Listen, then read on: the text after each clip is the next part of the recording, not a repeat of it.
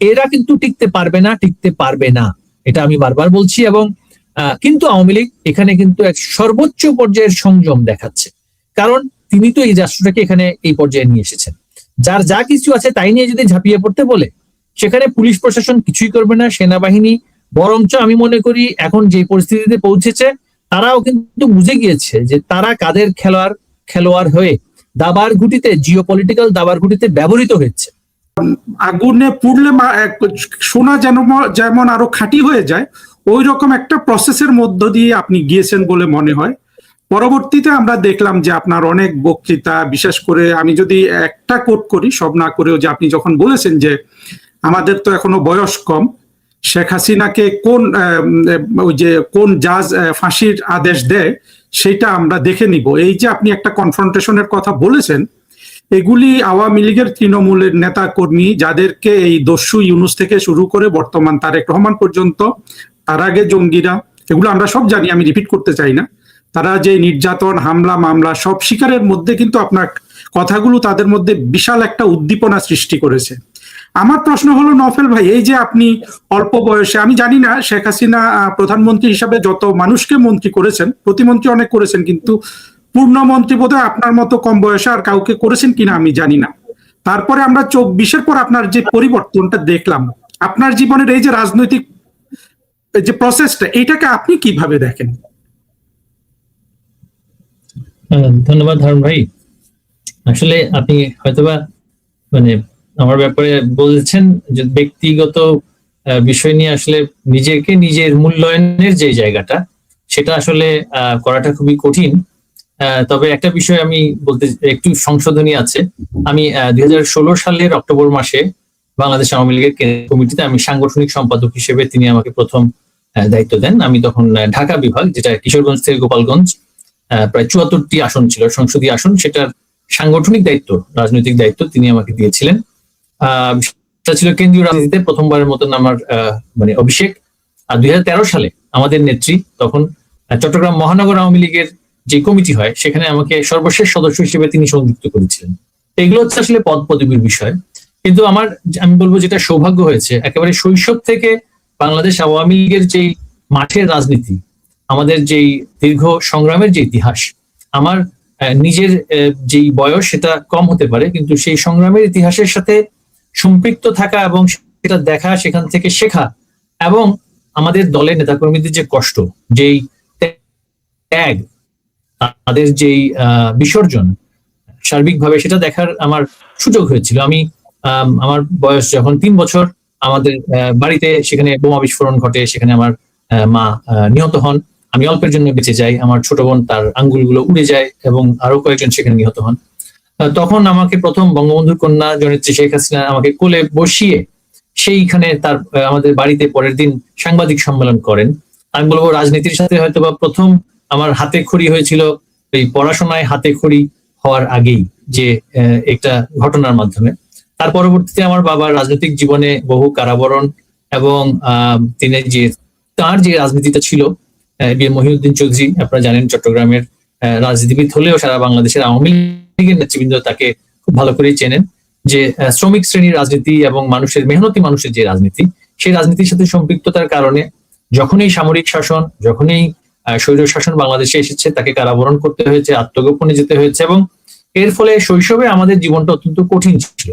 আমাদের মানে বিদ্যালয় জীবন খুব কঠিন ছিল, পড়াশোনা করাটা খুব কঠিন ছিল, এবং পরবর্তীতে আসলে আমাদের মানে বাড়িটা যেহেতু রাজনৈতিক একটা কার্যক্রমের জায়গা ছিল, সেখানে অনেকের সাথে আমার হাতে খড়ি হয়। এবং আমার মনে আছে আমার বয়স 5 কি 6, সেই সময়টাতে আমার বাবা আমাকে নিয়ে আওয়ামী লীগের তৎকালীন সময় যে কাউন্সিল, যখন বেগম সাজেদা চৌধুরী তখন মানে বাকশাল হওয়ার কারণে জনাব আব্দুর রাজ্জাক তিনি আলাদা হয়ে, হ্যাঁ, তো সেখানে আমি বলতে গেলে শিশু কাউন্সিলর হিসেবে, তো আমাদের চকবাজার ওয়ার্ড আওয়ামী লীগের একজন নেতা আমাকে মনে করিয়ে দিচ্ছিলেন, তার কাঁধে চড়ে আমি সেখানে সেই কাউন্সিলেও আমি উপস্থিত ছিলাম। তো আওয়ামী লীগের চড়াই উতরাই সেটা দেখার সুযোগ আমার হয়েছে। আবার একইভাবে 96 সালে সরকারে আসার পরে শান্তি চুক্তি যখন হয়, তখন আমি আমার বাবার সাথে পার্বত্য এলাকায় গিয়েছি, আগরতলাতে যে শান্তি, আমি তখন অনেক ছোট থাকলেও আমার বাবা আমাকে সাথে নিয়ে যেত, কারণ আমার একটা ঝোঁকটা সেটা ছিল ছোটবেলা থেকেই। তো সরকার, রাজনীতি ইত্যাদি দেখার যেহেতু আমার সুযোগটা হয়েছে, তো সেই সুযোগের প্রেক্ষিতে পরবর্তীতে আমার যে শিক্ষা জীবন, শিক্ষা জীবন শুরুতেই আমি কিন্তু যখন দেশের বাইরে যাচ্ছিলাম, আমি 16 বছর বয়সেই যাচ্ছিলাম, তখন আমাদের নেত্রী, তখন তিনি প্রধানমন্ত্রী ছিলেন, তিনি যাওয়ার সময় আমাকে বলেছিলেন, আমি তাকে সালাম করতে যাই, তিনি আমাকে বলেছিলেন যে তুমি ফেরত কি আসবে, যে এত কম বয়সে যাচ্ছ? আমি বললাম যে আমি আপনাকে কথা দিচ্ছি আমি ফেরত আসবো, আমি ফেরত এসে আপনার সাথে কাজ করব, এবং আপনি আমাকে যেটা করতে বলেন, সেটা পেশা হোক, সেটা রাজনীতি হোক, সেখানে আমি করবো। এবং সেই কথার সূত্র ধরেই 1-11 কালীন সময়ে লন্ডনে তখন যে কার্যক্রম ছিল, আবার অন্যান্য দেশেও যে কার্যক্রম হয়েছে, সেগুলো কিছুটা সম্পৃক্ত থাকা বা দেখা বা করার সুযোগ হয়েছিল। এবং পরবর্তীতে মানে দেশে যখন আমাদের 9 সালে সরকার আসে, সেই সময়টাতেও কিন্তু আমি ওই যে পড়াশোনা শেষ করে আমি ওনার কাছে গিয়ে কিন্তু তার নির্দেশনা নিয়েই আবার কিছুটা পেশা জীবন শুরু করি, এবং রাজনীতিতে তিনি আমাকে মানে নানান ভাবে সুযোগ করে দিয়েছেন। তো একটা বিষয় আমার, যেটা আমি বলবো আমার জীবনের সবচেয়ে বড় সৌভাগ্য, যে আমার অবশ্যই পিতৃ পরিচয় আছে বা শৈশবের একটা অভিজ্ঞতা আমি দেখেছি, কিন্তু বঙ্গবন্ধুর কন্যার সাথে এত ঘনিষ্ঠভাবে কাজ করার, সরকার পরিচালনার যে বিষয়গুলো, দলের সাংগঠনিক নানান বিষয়গুলো, সেগুলো আগে দূর থেকে শুনেছি, কিন্তু তার সাথে কাজ করার যে সৌভাগ্য, আমি বলবো আমার মানে এই কম বয়সের মধ্যে সবচাইতে বড় আমি বলবো অর্জন, সবচেয়ে বড় শিক্ষা, এবং একজন রাষ্ট্রনায়ক আমি তার মধ্যে, রাষ্ট্রনায়কোচিত ভূমিকা তার মধ্যে দেখেছি প্রত্যেকটা পদক্ষেপে। এই যে শিশুদের জন্য তার যেই চিন্তা ভাবনা, আমাদের পরবর্তী প্রজন্মের জন্য তার যেই ভালোবাসা, শিক্ষার প্রতি তার যেই মানে ঝোঁক এবং দক্ষতা নির্ভর শিক্ষা ব্যবস্থায় যে আমাদের দীর্ঘদিনের ব্রিটিশ ঔপনিবেশিক যে শিক্ষা এখানে ছিল, সেটাকে পরিবর্তন করে স্কিল বেসড এডুকেশন, হায়ার এডুকেশনের চেঞ্জ আনা, এই যে একটা মানে সার্বিক যে চিন্তা চেতনা এবং রাষ্ট্র পরিচালনার নানান বিষয়ে, স্বাস্থ্য থেকে শুরু করে, আমি কোভিড এর সময় দেখেছি মানে কিভাবে তিনি মাইক্রো ম্যানেজ করতে হয়েছে তাকে। আমাদের দেশে আপনি জানেন, আপনি সরকারের কাজের সাথে সম্পৃক্ত ছিলেন, যে গভর্নমেন্ট এস্টাবলিশমেন্ট কিন্তু মানে সেলফ ইনিশিয়েটেড কোনো অর্গানাইজেশন না। সেখানে লিডার যদি একেবারে মানে মাইক্রো ম্যানেজ না করেন, সর্ব বিষয়ে যদি নির্দেশনা না দেন, তাহলে কিন্তু নেতৃত্ব শুধু পদবি দিয়ে হয় না, বা মন্ত্রিত্ব দিয়ে হয় না, বা প্রধানমন্ত্রী হয়েও হয় না। তার নিজের যে প্রজ্ঞা, নিজের যে জ্ঞান, নিজের যে একটা সিনসিয়ারিটি, সেটা না থাকলে এবং সেখানে ডেডিকেশন না থাকলে সেটা কিন্তু হয় না। এবং এটা আমি আমাদের নেত্রীর মধ্যে দেখেছি। হ্যাঁ, পলিসিগতভাবে সরকার পরিচালনায় অনেক ধরনের ভুল হয়, পৃথিবীর কোন সরকার পলিসি ইমপ্লিমেন্টেশনের ক্ষেত্রে এবং পলিসি ডিসিশনের ক্ষেত্রে কিন্তু শতভাগ সঠিক হয় না। কিন্তু আপনাকে দেখতে হবে যে তুলনামূলকভাবে বাংলাদেশের মধ্যে একটা রাষ্ট্র, 2009 সালের যে রাষ্ট্র, আর 2024-এ তাকে উৎখাত করার আগের যে রাষ্ট্র, রাষ্ট্রের যে মানে দক্ষতা, রাষ্ট্রের যে জনগণের যে জীবন মানে সবকিছু বিবেচনা, একজন শেখ হাসিনা তিনি এই 15টা বছর, 15.5 বছর যেইভাবে করে কাজ করে গিয়েছেন, যেই ডেডিকেশনের সাথে কাজ করে গিয়েছেন, এবং এত মাইক্রো ম্যাটার্স, তিনি ইন্টারন্যাশনাল রিলেশন, আপনি মানে ইউ আর এ ডিপ্লোম্যাট, আমি আপনাকে মানে বলতে হবে না কিভাবে জিও পলিটিক্স ব্যালেন্স করতে হয়, কিভাবে রিজিওনাল পলিটিক্স ব্যালেন্স করতে হয়, কিভাবে সেটার ইম্প্যাক্ট ডোমেস্টিক ইকোনমিতে পড়ে। হ্যাঁ, তো একটা একজন শেখ হাসিনা হচ্ছেন, আমি বলবো মানে অর্থনীতি, রাষ্ট্রনীতি, তারপরে সমাজনীতি, এই সকল বিষয়ে তার যে ব্যবহারিক জ্ঞান, তার যে প্র্যাকটিক্যাল মানে তার যে এক্সপোজার, তা অতুলনীয়, অতুলনীয়। এবং আমার সৌভাগ্য যে আমি তার সাথে কাজ করতে পেরেছি। কারণ ভবিষ্যতে আছে আমাদের কপালে, আমাদের নসিবতে কি লেখা আছে সেটা মানে নসিবে কি লেখা আছে আমাদের মানে এটা সৃষ্টিকর্তা ছাড়া কেউ জানেন না। তবে আমি বলবো যে আমার সমসাময়িক ইতিহাসে এই অঞ্চলে, যে মানে এই অঞ্চলে এটা আর কখনো আসবেন কিনা, হ্যাঁ মানে কোন দেশকে নেতৃত্ব দেওয়ার জন্য, এই যে একটা প্রজন্মের একটা সমাপ্তি, মানে তার প্রজন্মের রাজনীতিদের মধ্যে তো মানে একটা একটা প্রজন্ম আছে, কিন্তু আমাদের প্রজন্মের মধ্যে এই ধরনের সিনসিয়ারিটি, ধরনের ডেডিকেশন আমি মানে সমসাময়িক রাজনীতিবিদদের মধ্যে দেখি না। নফেল ভাই, আপনার আরো আমাকে শুনতে পাচ্ছেন? জি, শুনতে পাচ্ছি। একটু একটু আনস্টেবল ছিল, বাট মোটা দাগে আমরা শুনতে পেরেছি। একটা জিনিস, আপনার একটা বোনও তো মারা গেছে, উনি সেই অংশটা যদি আমাদেরকে একটু বলতেন, কারণ আমরা এটা পেপারে দেখেছিলাম যে আপনার আব্বা খুব সম্ভবত ব্যাংককে বা ইয়েতে, মানে আপনার জীবনের যে সংগ্রামের সাথে তো এটাও একটা বড় অধ্যায়, সেই সম্পর্কে আমার বোন যে কিনা আমার দেশে, হ্যাঁ আমার বোন সে মানে সেই ছোটবেলায় যখন আমাদের বাসায় বোমা বিস্ফোরণ হয়, তার পায়ে মারাত্মক ভাবে আঘাত লাগে, তার আঙ্গুলগুলো, পায়ের আঙ্গুলগুলো উড়ে যায়, এবং পরবর্তীতে সে যখন তার বয়স 19-20 বছর ছিল, তখন তখন তত্ত্বাবধায়ক সরকার আসলো, 111 সরকার আমরা যেটা বলি। তখন আমার বাবাকে গ্রেফতার করা হলো, তখন সে প্রচন্ড অসুস্থ হয়ে গেল এবং তার আমরা বুঝতে পারছিলাম না তার রোগটা কি হয়েছে। তো তাকে অনেক জায়গায় দেখানো হলো, কিন্তু তারা সন্দেহ করছিল ক্যান্সার। কিন্তু তৎকালীন সরকার মানে পাসপোর্ট আটকে রাখে, বিদেশ যাওয়ার অনুমতি দেয়নি, নানান কারণে আমরা ডায়াগনোসিসও করতে পারছিলাম না। তো বাই দ্য টাইম ডায়াগনোসিস হয় এবং আমরা চট্টগ্রাম থেকে তখন থাইল্যান্ডে একটা বিমান ছিল, সেটাতে আমরা তাকে অনেক কষ্টে সেখানে নিয়ে যাওয়ার ব্যবস্থা করি এবং পরবর্তীতে সেটা তার ক্যান্সার অনেক বেশি স্প্রেড করে এবং সে মানে আউট অফ মানে কন্ট্রোল হয়ে গিয়েছিল ক্যান্সার। তো সে মারা যায় ইন্তেকাল করে 2008 সালে। এবং দুর্ভাগ্যবশত আমার বাবা তখন জেলে ছিলেন, তাকে জামিন দেওয়া হচ্ছিল না। তৎকালীন সময় যারা কনভিক্টেড, অভিযুক্ত, সাজাপ্রাপ্ত, দণ্ডপ্রাপ্ত, তাদেরকে কিন্তু কোর্ট জামিন দিয়ে দিচ্ছিল, কিন্তু আমার বাবা দণ্ডপ্রাপ্ত ছিল না। তার ট্রায়াল শুরু হয়েছিল কিন্তু সেটা স্টে করা হয়েছিল, কিন্তু তাকে জামিনেই দেওয়া হচ্ছিল না। এবং বারবার বলা হচ্ছিল যে বঙ্গবন্ধুর কন্যা জননেত্রী শেখ হাসিনার বিরুদ্ধে স্টেটমেন্টে সিগনেচার করে দিলে রাতারাতি তার জামিন হয়ে যাবে। তো আমাকে তৎকালীন সময়ে সংস্থাগুলো ডেকে নিয়ে গিয়ে সেটা মানে সাইন করানোর জন্য চাপ দেয়। আমি তখন তৎকালীন আমাদের সাধারণ সম্পাদক অ্যাক্টিং জনাব সৈয়দ আশরাফের সাথে আমি গিয়ে আলোচনা করি। তো সৈয়দ আশরাফ, আমি তাকে অনেক মিস করি, যে তার যে একটা ডেপথ অফ পলিটিক্স তার যে ছিল। তিনি আমাকে বলছিলেন যে দেখো, যে আমি কি অ্যাডভাইস দিব, যে এবিএম মহিউদ্দিন চৌধুরী শেখ হাসিনার কোন জিনিসটা ভালো হয় সেটা তার চাইতে উনি আমার চাইতে ভালো জানেন। তো সুতরাং ওনাকে উনি যেটা ভালো মনে করেন সেটা করতে বলো। আর তোমার বোন যেহেতু মৃত্যু পথযাত্রী, তো সেই ক্ষেত্রে এটা বাবা হিসেবে তার পক্ষ থেকে তিনি যা সিদ্ধান্ত নেবেন সেটা কিন্তু আমাদের সকলের জন্য সেটা মানে আমরা মানতে বাধ্য। তা আমি এই কথাটা গিয়ে যখন আমার বাবাকে গিয়ে বলি, তো এই যে সৈয়দ আশরাফের যে একটা মানে একটা ফার্স্ট সাইট, যে রাজনৈতিক ভাবে তিনি পদ পদবিতে আওয়ামী লীগের অনেক উচ্চ পদে ছিলেন, কিন্তু একজন মহিউদ্দিন চৌধুরী আওয়ামী লীগের রাজনীতিতে তার যে প্রজ্ঞা এবং নেত্রীর প্রতি তার যে আনুগত্য, সেটার প্রশ্নে তার কোনো দ্বিধা ছিল না। এবং তখন আমি আমার বাবাকে গিয়ে বলার পরে তিনি একদম ফ্ল্যাটলি বলে দেন যে আমি আমার বোন, আমাদের নেত্রীর বিরুদ্ধে আমি স্বাক্ষর করে দিলে কিন্তু আমার মেয়ে বেঁচে যাবে না। আমার মেয়ে যদি হায়াত থাকে আল্লাহ রাব্বুল আলামিন তাকে বাঁচিয়ে রাখবে, কিন্তু আমার মেয়ে যদি হায়াত না থাকে সে থাকবে না। কিন্তু আমার নিজের হাত দিয়ে আমার বোনের বিরুদ্ধে স্টেটমেন্ট আমি লিখতে পারবো না। তোমরা কোর্ট কাচারি করো, আমার পক্ষে এই নেগোসিয়েটেড বেইল আউট করা আমার পক্ষে সম্ভব না।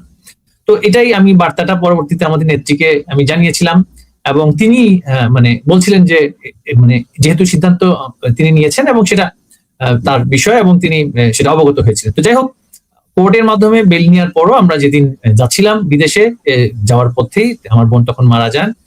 তারপরে তাকে আমরা দেশে নিয়ে এসে জানাজা করিয়েছি। তো সেটাও ধরেন আমি বলবো না যে রাজনৈতিক কারণে, বাট হ্যাঁ, চিকিৎসা সুবিধা যথাযথ সময় দিতে পারিনি আমরা, সে অকালে মৃত্যুর মুখে পড়েছে।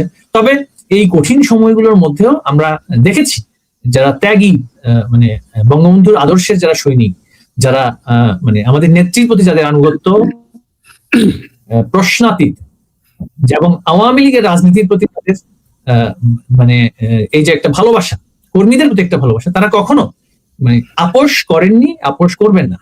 এর আগেও অনেক রাজনৈতিক পরিস্থিতিতে আমরা দেখেছি অনেক ধরনের এই যে দল ভাঙার প্রচেষ্টা অনেক আগেও হয়েছে। এই সবগুলোর মধ্যেও এই যে এই ধরনের ত্যাগী নেতৃবৃন্দ, আওয়ামী লীগে জাতীয় নেতৃবৃন্দ ছিল বলেই বঙ্গবন্ধুর কন্যা জননেত্রী শেখ হাসিনা এই দলটাকে ধরে রাখতে পেরেছিলেন, আঁকড়ে রাখতে পেরেছিলেন এবং এক করে রাখতে পেরেছিলেন। আওয়ামী লীগ নিয়ে খেলা সেই ডিপ স্টেট গুলো অনেক আগে থেকেই শুরু করেছে, অনেক আগে থেকে। কারণ তারা জানে যে আওয়ামী লীগ একটা বৃহৎ রাজনৈতিক শক্তি, সেটাকে যদি ভেঙে ভেঙে খান খান করা যায়, তাদের অনুগত বহু দল বাংলাদেশে তারা নেতৃত্বস্থানীয় ভূমিকায় থাকবে এবং বাংলাদেশকে তারা তাদের যে একটা কলোনি সেটার মতন আবার তৈরি করতে পারবে। আওয়ামী লীগ নিয়ে খেলছে কিন্তু এখন থেকে না, এর আগেও কত ভাঙা গড়ার খেলা হয়েছে, কিন্তু বঙ্গবন্ধুর আদর্শের আওয়ামী লীগ, মূল ধারার আওয়ামী লীগকে কখনো কেউ নিশ্চিহ্ন করতে পারেনি। এবং এখনো আপনি দেখবেন এই যে রিফর্মড আওয়ামী লীগ, রিফাইন্ড আওয়ামী লীগ, হ্যাঁ, তারপরে এই যে আমাদের দলেরই কিছু ব্যক্তিকে নানানভাবে প্রলোভন দিয়ে, এবং আবার কিছু আছে যারা প্রলোভনের মধ্যে পড়ে সেটা করার চেষ্টা করে, আর কিছু আছে একেবারে উন্মাদ প্রকৃতির, মানসিকভাবে স্টেবল ব্যক্তিরা কিন্তু এই ধরনের ফাঁদে পা দেয়। আমি কারো নাম বলবো না, আচার আচরণ ব্যবহারে মানুষকে চেতিরা সবসময় প্রলোভনের মধ্যে পড়তে পারেনি বাংলাদেশে। হারুন ভাই, আমার কথা কি আপনি শুনতে পাচ্ছেন এখন? একটু এখন আনস্টেবল, বাট মোটা দাগে আমরা শুনতে পেরেছি। আর যেটা আমাদের আসলে এই এই আলোচনাটা আমার করার ওইরকম প্ল্যান ছিল না, কিন্তু আপনি যেই আপনার জীবনের যেই কাহিনীটা বর্ণনা করলেন, আমরা কিন্তু ভুলে গিয়েছিলাম যে জননেতা মহিউদ্দিন চৌধুরীর স্ত্রী কিন্তু বাংলাদেশের স্বাধীনতা বিরোধীদের বোমা হামলায় নিজ বাড়িতে নিহত হয়েছিলেন। এটা আসলে আপনি বলার পরে আমার এখন মনে হয়েছে। তো সাথে আমার বন্ধুদের বা আজকে যারা সংগ্রাম করছে তাদের জন্য তো এটা একটা বিশাল অনুপ্রেরণার বিষয়। আপনি যেটুকুন বললেন সেখান থেকে আসলে তো আওয়ামী লীগের নেতা কর্মীদের তো এটাই সংগ্রামের, এরা তো আছে বাংলাদেশকে নেয়ার জন্য খুব কম। এটা আসলে আমি নিজেই এখন একেবারেই বেদনাহত আপনার এই কাহিনী শুনে। এই বিষয়টা আমি নিশ্চিত যারা আজকের এটা শুনেছেন, আমরা শেষের দিকে একটু আপনার কথাগুলো আসছিল না আমাদের আমরা তো আসলে এখন এক একজন সবাই রিফিউজি হয়ে আছি, তো আমাদের এইসব কানেকশন ইত্যাদি খুব একটা ভালো না কারো। বন্ধুরা, আপনারা ওটা বোঝার চেষ্টা করবেন যে আমরা মানে আমাদের কোনো জায়গায় আমাদের ইন্টারনেট স্লো, আমাদের এটা হয়তো আমাদের সুদিন আর খুব বেশি দূরে নাই। তো নফেল ভাই, আবার আমি যদি ওই জায়গাটায় ফিরে যাই, আপনি শুনতে পাচ্ছেন আমাকে? আমি শুনতে পাচ্ছি আপনার কথা। আপনি যদি আমাদেরকে আরেকটু ওই যে প্রশ্নটা শুরু করেছিলাম, এই যে আপনার এই যে সংগ্রামের এত কিছুর পরে তারপরে দেখা গেল যে এই যে আপনি 2024-এর জঙ্গি উত্থানের পরে আপনি যে আবার অনেকটা খাঁটি সোনা হয়ে, আপনি একা নয়, প্রচুর আমাদের আওয়ামী লীগের সব নেতাদেরই দেখছি। আমি সবার সাথে কথা বলার চেষ্টা করব আজকে, যেহেতু আপনার সাথে কথা বলছি আপনার কথাই বলি। এই যে মনে হলো যে আগুনে পোড়া সোনা হিসাবে একজন মহিবুল হাসান চৌধুরীর আবির্ভাব হলো 24-এর জঙ্গি উত্থানের পর, সে ব্যাপারে কি আপনি দুই এক লাইন বলবেন? আসলে 24-এর এই দাঙ্গা বিক্ষুব্ধ সময়টাতে আমার সেখানেও সুযোগ হয়েছিল যে কিভাবে রাষ্ট্রের প্রশাসন যন্ত্র, কিভাবে যারা রাষ্ট্রের সার্বভৌমত্ব রক্ষার দায়িত্বে থাকার কথা, বিদেশি শক্তি, অপরাজনৈতিক শক্তি, আমি মানে অনেকে অনেকভাবেই সেই উপাধিগুলো দেয়, যে ডলার খেকো শক্তি, এই যে ষড়যন্ত্রের একটা জাল বিস্তার হচ্ছিল, সেটার ব্যাপ্তিটা জুলাই মাস থেকে শুরু হয়। এবং সেটা উপলব্ধি করতে পেরে কিন্তু আমি তৎকালীন সময় আমাদের প্রধানমন্ত্রী বঙ্গবন্ধুর কন্যা, তাকে আমার পক্ষ থেকে যথাযথ বলেছিলাম। কিন্তু দুর্ভাগ্য যে আমাদের যে প্রশাসন বা সংস্থা যেগুলো ছিল, তাদের ব্যর্থতা বলবো নাকি একেবারে মানে সক্রিয় ভূমিকার কারণে, আমি ব্যর্থতা বলতে চাই না, কারণ যেহেতু আমি অনেক কিছু দেখেছি সেগুলো আসলে প্রকাশ্যে আলোচনা সঠিক হবে না। যেহেতু আমি মন্ত্রী হিসেবে গোপনীয়তার শপথ নিয়েছি, সেই শপথের প্রতি আমার অবশ্যই শ্রদ্ধা এবং সম্মান থাকতে হবে। তবে আমি বলবো মোটা দাগে যে কেউ যদি এখন বলে রাষ্ট্রীয় কিছু সংস্থা, দায়িত্বপ্রাপ্ত ব্যক্তি, তাদের ইনভলভমেন্ট ছিল না আমাদের যে এই যে আমাদের যে পতন হয়েছে, আমাদেরকে যে উৎখাত করা হয়েছে, এবং বঙ্গবন্ধু কন্যাকে হত্যা করার পরিকল্পনা যে ছিল না, এটা কেউ বলতে পারবে না। এবং অ্যাক্টিভ এন্ড প্যাসিভ পার্টিসিপেশন দুটোই কিন্তু ছিল। অ্যাক্টিভ পার্টিসিপেশন ছিল, সেটা আমি নিজে দেখেছি, বডি ল্যাঙ্গুয়েজের মধ্যে দেখেছি। বলি ভাই, জঙ্গি মাসুদ জামাতের যে এমপি, সে কিন্তু সুস্পষ্টভাবে বলেছিল যে আমাদের টার্গেটই ছিল শেখ হাসিনা, তারা তো কোনো কিছু গোপন করছে না। তো সেখান থেকে আসলে মানে এটা অ্যাক্টিভ, মানে তাদের উদ্দেশ্যই ছিল কিন্তু শেখ হাসিনাকে হত্যা করা, সেই দিন শেখ রেহানাকে হত্যা করা, যাকে পাবে বঙ্গবন্ধুর উত্তরাধিকার সবাইকে হত্যা করে আপনার এমন একটা পরিস্থিতি সৃষ্টি করা যে আওয়ামী লীগকে আগামী 5000 বছরের জন্য ভয় ধরিয়ে দেয়া, তারপরে আপনার 1971 সালে তাদের যে পরাজয় সেটার প্রতিশোধ নেয়া।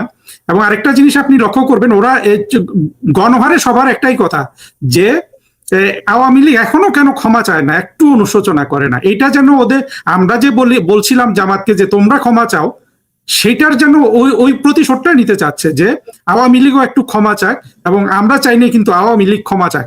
এইরকম একটা আধিপত্য চিন্তার জগতে বাংলাদেশের স্বাধীনতা বিরোধীদের, আমার কাছে সেই রকমই কিন্তু মনে হয়েছে। সরি নফেল ভাই, আপনি আপনার কথা বলেন।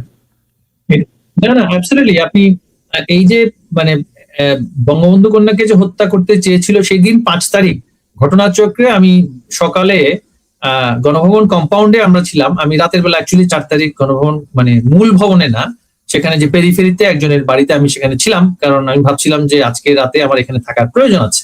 তিনি আমার মাতৃসম প্রধানমন্ত্রী, তো আমরা সেখানে রয়ে গিয়েছিলাম। তো সকালবেলা যখন 5 তারিখ সকালবেলা আমি আসলে আমার নিজের ঘরে যাই, যে আবার ফ্রেশ হয়ে বাড়িতে আসার জন্য। ততক্ষণেই যে এত ভয়াবহ ঘটনা ঘটে গিয়েছে, এটা তো আসলে দিনের আলোর মতো পরিষ্কার যে পরিকল্পিতভাবে সেখানে সরকার উৎখাতের কাজটা হয়েছে। আর তার অনেক আগেই আমরা যখন দেখছিলাম যে অনেক রাজনৈতিক সিদ্ধান্তের জায়গায় গিয়ে সরকার প্রশাসনের অনেক অবস্থান থেকে কিন্তু আমাদের নেত্রীকে ভুল বার্তা দেওয়া হচ্ছিল, বারংবার ভুল বার্তা দেওয়া হচ্ছিল যে রাজনৈতিক, দেখুন মানে আওয়ামী লীগের যে নেতাকর্মী সারা দেশে তখন ছিল বা এখনো আছে, তারা যদি মানে আগস্ট মাসের শুরু থেকে যদি আমরা যদি সবাই রাজধানীতে চলে আসতাম এবং সেখানে যদি আমরা সেখানে অবস্থান নিতাম, এই জঙ্গিরা কোনোভাবেই যেই চূড়ান্ত একটা আক্রমণের পর্যায়ে গিয়েছিল সেটা তাদের পক্ষে করা সম্ভব ছিল না, হতো না। কিন্তু সেটা তারা করতে পেরেছে, কারণ নানান জায়গা থেকে আমাদের নেত্রীকে বিভ্রান্ত করে বলা হচ্ছিল না সিচুয়েশন ইজ আন্ডার কন্ট্রোল, আরেকদিন সময় দিন।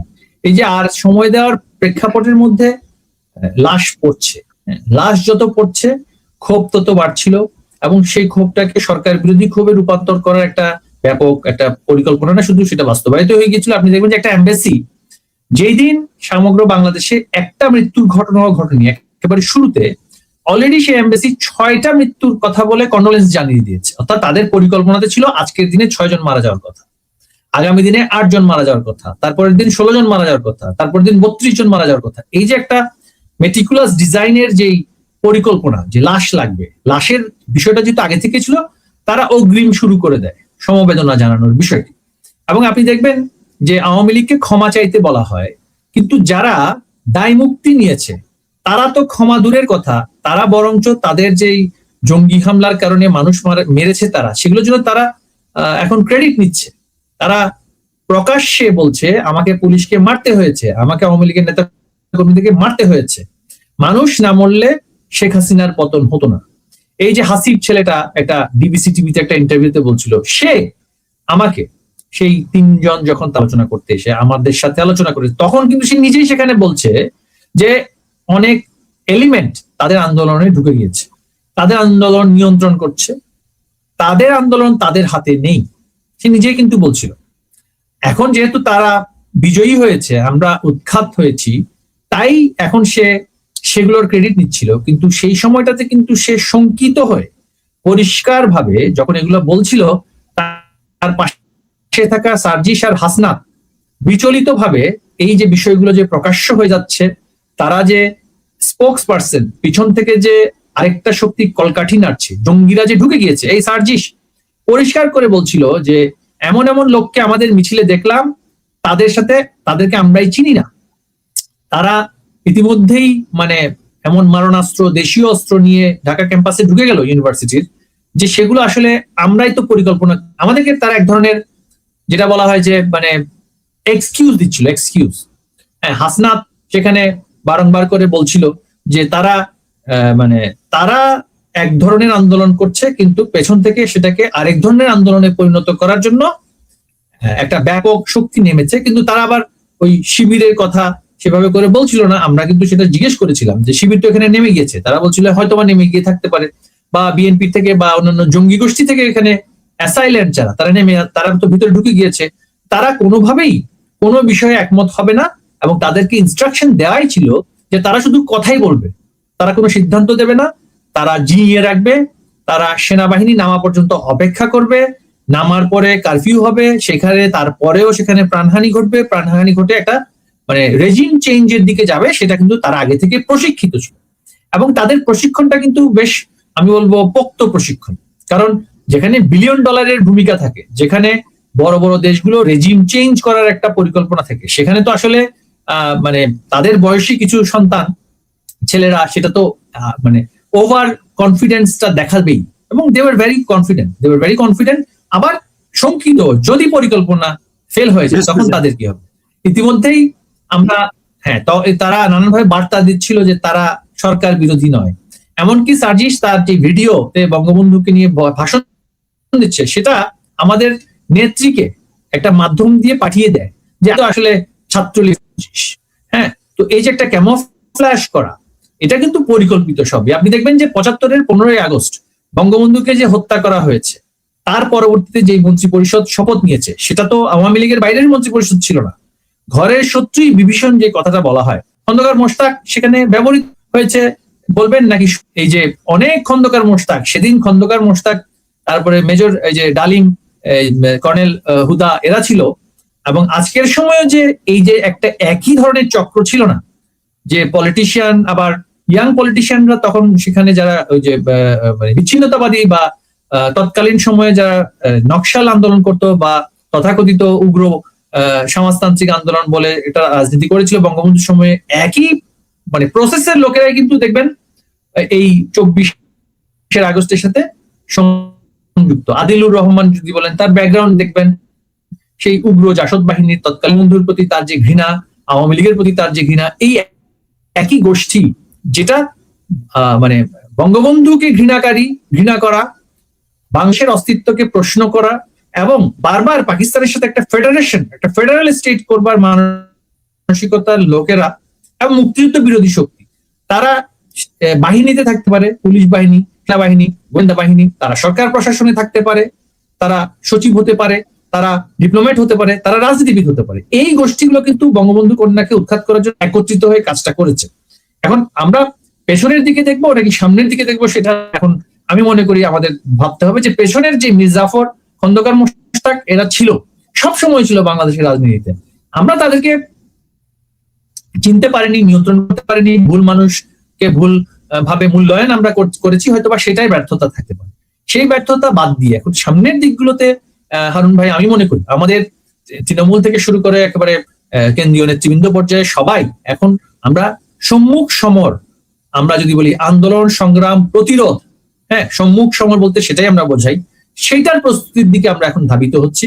কারণ আওয়ামী লীগ সবসময় সংগ্রামের মাধ্যমেই ওই যে থেকে মানে খাঁটি সোনায় পরিণত হয়েছে, এবং এটাই কিন্তু আওয়ামী লীগের সেই রাজনীতি, জন্মলগ্ন থেকেই সেই রাজনীতি।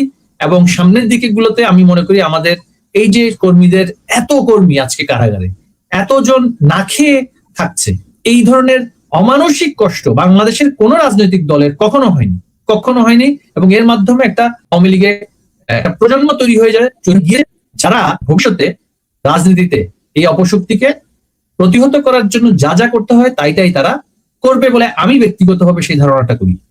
নভেল ভাই, আপনার প্রতি আজকে প্রশ্নটা করব না, কারণ আমার সামনে একটা প্রশ্ন আছে, একটা অনুষ্ঠানে আপনার সাথে কথা বলে শেষ করা যাবে না। তো আমি শুধু প্রশ্নটা রেখে যাই, উত্তর চাচ্ছি না আমার, কারণ নেক্সট প্রশ্ন করব। এই যে সার্জিস, হাসনাত বা খন্দকার মোশতাক, আপনি যেটা বললেন, যে এত স্বাধীনতা বিরোধী, মুক্তিযুদ্ধের চেতনা পরিপন্থী লোকজন আওয়ামী লীগে কেন ঢুকলো, এটার জন্য কিন্তু আপনাদের কাছে আমরা ভবিষ্যতে আসলে জবাবদিহিতা চাইবো, এবং ভবিষ্যতে যাতে আর না ঢোকে তার জন্য আপনারা কি করবেন সেটারও আমরা জানতে চাইবো। আজকে চাচ্ছি না, কারণ আমার অন্য প্রশ্ন আছে। এখন যে জিনিসটা আসলে আপনার কাছে জানতে চাই, যেটা হয়তো আমাদের যে বন্ধুরা এই অনুষ্ঠানটা দেখবেন আমার, তারাও আগ্রহী, এবং অনেকে এই নিয়ে অনেক ইন্টারভিউ দিয়েছেন, আপনিও নিশ্চয়ই দেখেছেন। জননেত্রী শেখ হাসিনা যে ঘোষণা দিয়েছেন তিনি ডিসেম্বরে দেশে আসবেন, এই ব্যাপারে দেখেন নানান কুৎসা, বিশেষ করে 24-এর জঙ্গি উত্থান যারা করেছে তারা এটা নিয়ে নানান ধরনের আপনার পরিহাস করছে, হাসাহাসি করছে, তামাশা করছে, আবার এদের চোখে মুখে স্পষ্ট ভয়েরও চিহ্ন আছে। তো আপনি কিভাবে আওয়ামী লীগের একজন নেতা হিসাবে কর্মীদের জন্য কি বলবেন? অর্থাৎ আপনার জননেত্রীর সাথে সর্বশেষ কবে দেখা হয়েছে কিংবা কথা হয়েছে, এবং আপনি কিভাবে এই সামনে যে আমাদের প্রধানমন্ত্রী শেখ হাসিনা ফিরে আসছেন দেশে, এবং উনি দেশে ফিরে না আসলে তো এই দেশটা এমনিতে শেষ হয়ে গেছে। এবং আমি যেটা শুনেছি, আরো নোফেল ভাই আপনি আরো ভালো জানেন, আমি খুব আইসোলেটেড মানুষ, আমি এই মানে ইউটিউবে কথা বলা, ফেসবুকে লেখার বাইরে আসলে আমি অত মানুষের সাথে সংযুক্ত নই।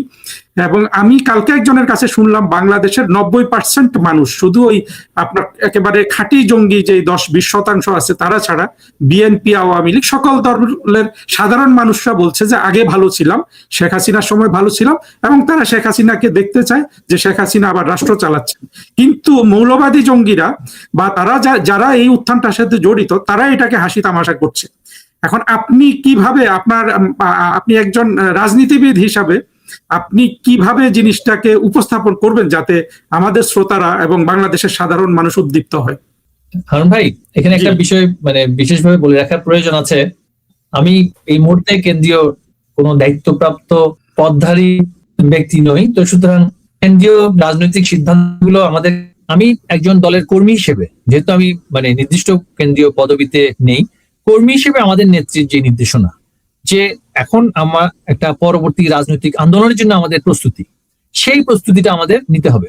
কারণ ইতিমধ্যেই আওয়ামী লীগের নেতা কর্মীদের এবং বাংলাদেশের মুক্তিযুদ্ধের সপক্ষের একটা বিশাল রাজনৈতিক শক্তির সবচেয়ে বড় বিজয় অর্জিত হয়েছে। সেটা হচ্ছে এই যে বিদেশি শক্তির পদলেহনকারী ইউসের বিদায়, পুরোপুরি সেটা বাস্তবায়ন করে যেতে পারেনি।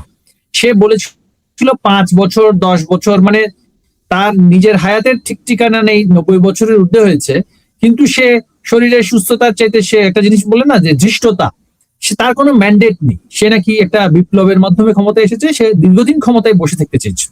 কিন্তু বাংলাদেশের রাষ্ট্রের আমি বলবো এটা প্রশাসন বলি, সমাজ বলি, অর্থনীতি বলি, সকল জায়গা থেকে যেভাবে করে তাকে চাপ দেওয়া হয়েছে, তাকে কিন্তু ক্ষমতা ছেড়ে দিয়ে পালিয়ে যেতে হয়েছে।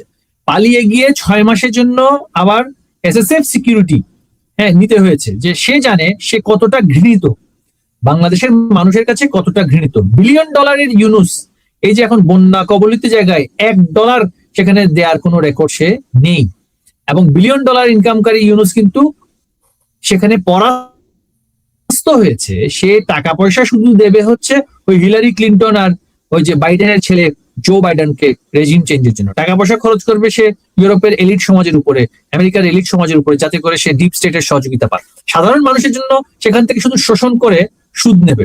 তো আমি বলবো আমাদের নেতাকর্মীদের একটা বিশাল অর্জন এবং বিজয় হচ্ছে, আমরা এই বিলিয়ন ডলারের বিরুদ্ধে ইতিমধ্যেই বিজয়ী হয়েছি, ইউনুস বিতাড়িত হয়েছে।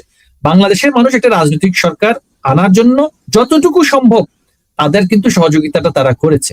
এই রাজনৈতিক সরকারের এখন উপলব্ধির জায়গাটাতে আসতে হবে। এই রাজনৈতিক সরকার কি ওই অরাজনৈতিক সরকারের উগ্রবাদী আচরণের পথে থাকবে, নাকি বৃহত্তর রাজনৈতিক একটা সমঝোতার জন্য, মানুষকে এক করার জন্য সেই রিয়েলাইজেশনটা তাদের থাকবে কিনা আমি এখনো এটা ভবিষ্যৎবাণী করতে পারছি না। কিন্তু সেটা করানোর জন্য আমাদেরকে কিন্তু আন্দোলনের পথে যেতে হবে। বাংলাদেশ আওয়ামী লীগ কিন্তু যখন সরকার উৎখাতের আন্দোলন করবে বা সরকার পতনের আন্দোলন করবে, সরকার বিরোধী আন্দোলন করবে, সেই আন্দোলনকে সামাল দেওয়ার সক্ষমতা এই সরকারের নেই। এমনকি জামায়াতে ইসলামীর সাথে তারা ঐক্যবদ্ধ হয়েও কিন্তু তারা সেটা প্রতিহত করতে পারবে না। কিন্তু আমি বারবার বলেছি, আগেও বলেছি, আওয়ামী লীগ এই দেশটাকে আজকে এই পর্যায়ে নিয়ে এসেছে। আমাদের নেত্রী চাইবেন না, চান না একটা গৃহযুদ্ধপূর্ণ পরিস্থিতি বাংলাদেশে হোক। তিনি চাইছেন যে তার প্রত্যাবর্তনটিকে বিচার ব্যবস্থাকে সুসংহত করা, জবাবদিহিতাতে আনা, এবং এই যে জুলাই মাসে এতগুলো হত্যাকাণ্ড হলো, তার পরবর্তী হত্যাকাণ্ড হলো, সেগুলোতে স্বচ্ছতা আনা এবং রাষ্ট্র হিসেবে বাংলাদেশকে শক্তিশালী করা, রাজনীতিতে একটা ঐক্য প্রতিষ্ঠার প্রতীক হিসেবে তিনি সেটাকে দেখছেন।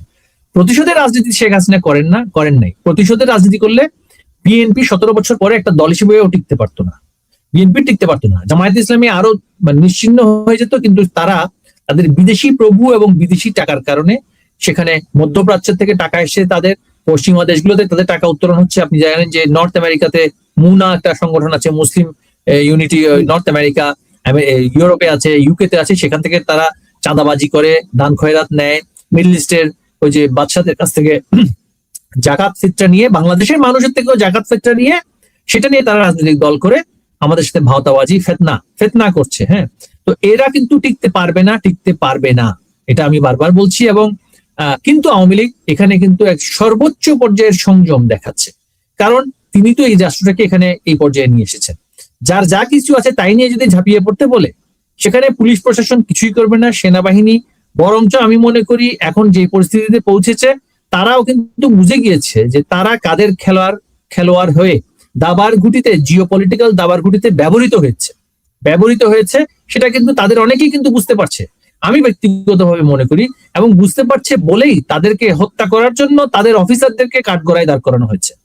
এবং সেটা কিন্তু এই যে ওই শক্তিটার একটা গভীর ষড়যন্ত্র, যে রাষ্ট্রের বাহিনীগুলো, পুলিশ বাহিনীর সদস্যদেরকে মৃত্যুদণ্ড দেওয়া হয়েছে, এবং এই অফিসাররা কিন্তু ডিউটি ক্যারি করেছে পলিটিক্যাল গভর্নমেন্টের, তাদেরকে যে মৃত্যুদণ্ডের মুখোমুখি করা হয়েছে, এটা কিন্তু একটা মেটিকুলাস ডিজাইনের পরে আমি বলবো পরবর্তী যে একটা মানে ডিপ প্ল্যানিং, সেই ডিপ প্ল্যানিং গভীর পরিকল্পনার অংশ, সেই ডিপ কনস্পিরেসিতে এই প্রতিষ্ঠানগুলোকে ধ্বংস করে দিতে চায়।